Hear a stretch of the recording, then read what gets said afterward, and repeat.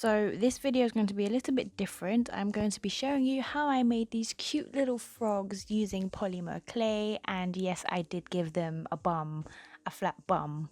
The flat bum wasn't intentional, it was just, I don't know, I guess I just didn't build out the bum. In terms of which clay I'm using the Fimo polymer clay. I definitely recommend this if you're a beginner like me. I didn't really have any idea about the different brands of polymer, but this one I bought from Amazon and it's really easy to use and really straightforward. It wasn't like hard or anything, so I definitely recommend this if you're just getting started. So this video is a little bit different compared to my other videos, and to be honest, I have been kind of going back and forth with it. Like, I didn't know whether I should just continue doing art, and because I have so many other interests as well, it was so hard for me to sit down and think, oh, I need to pick just one. But if you're anything like me, like every single week that goes by, I literally have a new hobby, or not even a hobby, I just want to try a new different craft. So I just thought, why not embrace it and just make videos of every single different craft or hobby that I want to start. And for the past couple of weeks, it's been polymer clay. And you're probably wondering why frogs, and to be honest, in actual fact, I actually hate frogs in real life. I find them really quite disgusting.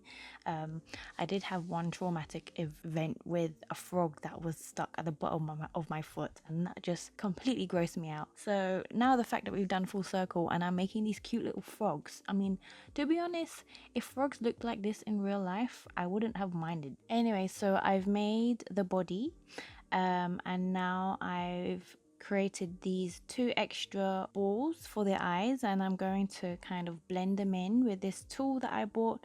You can use anything. This I bought for like £1 from the craft shop. You can probably see later on that it's probably not perfect, but because the clay is quite soft, you can mold it into the shape that you want after everything is done, because throughout the process you're going to be handling it. It's going to be squished in different shapes, and as you're doing this, you probably won't get the shape that you want exactly to begin with, but obviously throughout the process and when you add on the extra detailing and things like that, you'll always be able to go back and kind of reshape the different areas of it to how you want.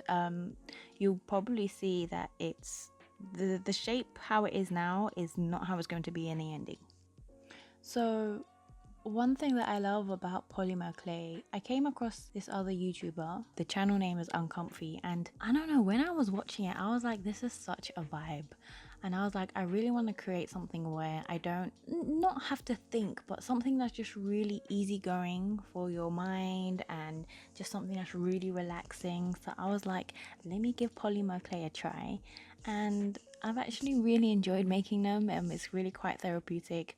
I've literally just put on a movie in the background, or I just watch videos, and it's just one of those crafts that you can just do mindlessly, and it just gives your brain a break. Like, you don't think about anything else. You're kind of just modeling this cute little thing, kind of like how you're back in school and you're creating your favorite character, and it's the best lesson ever.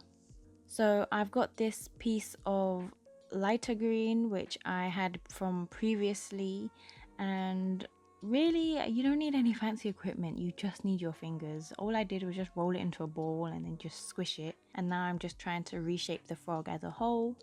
I try not to make my froggies too perfect because I'm just simply making them for myself, and I love the way they just sit there. I mean, just look at them, they're just sitting there and you're just looking at you with this cute smile on your face. So yeah, this is just for the purpose of them being your desk friends, and they're not perfect, but if you can get the balls around like a similar size, then it is quite helpful. So I'm making the arms here now. So I just rolled them into a ball, give them a little squish, and then pinch them up at the top, and then that's given the arm silhouette. And then here I'm just making the balls for the feet. It is helpful if they are similarly like equal, at least that way they don't have one big foot and one small foot. And this is the blush that I also had left over from my previous frogs. You'll notice that you only need a small little amount. Obviously, because of the size of them, I don't need very much. and there's just something about working with really miniature characters. Like, you just have to be so delicate with them, and in a way it's really nice. So I'm just rolling them into little balls, and now I'm just gonna squish them onto the cheeks. Again, one thing that I like about polymer clay, unlike a lot of other hobbies, is that it's really quite inexpensive. You just need to buy the clay. I mean, the mat that I've got, I've seen a lot of other people, they have glass mats, they have the kind of green crafting mats, but this, I just used a piece of cardboard and some greaseproof paper, and that's it. I used toothpicks to kind of as a tool, and that's it really. So again, the eyes, it's quite fiddly when you're working with such small pieces, and I don't usually deal with very intricate detailing in my hobbies. I'm usually someone who just like slaps it on and just mushes it around, so this was quite a challenge for me. But yeah, the eyes are going on now, and you just kind of squish it on. Now I'm creating the mouth. In terms of the mouthpiece, you just need a very tiny piece of black, and I always recommend using the black clay for any detailing last, because it does leave a residue on your fingers and your tools, so you don't want that mixing up with any of your other colored clay. This bit is quite fiddly. I do use a toothpick to try and help me just flip it into position. And there you have a very smiley Mr. Frog. And of course, we cannot forget the novelty bum crack. I mean, you see what I mean? I'm not doing the flat bum on purpose. It's just, I don't know. I think it will just, I don't, I don't really want to give the frog a BBL. So, hey, flat bums matter too. A useful tip to have also is, if you have any cotton buds, you can just dip your cotton bud in rubbing alcohol or even nail varnish remover. This can help remove off any dirt or dust that's stuck on the clay. So I've put them into the oven. I know my oven has a lot of crumbs in it, but I've put them on a piece of parchment paper, and I've put this foil around it as well, just so that the heat doesn't directly like burn onto it. After 30 minutes, you just leave them out to cool for a little bit, and yeah, here you have your frog. This is one that I made earlier, and I just never got around to baking him.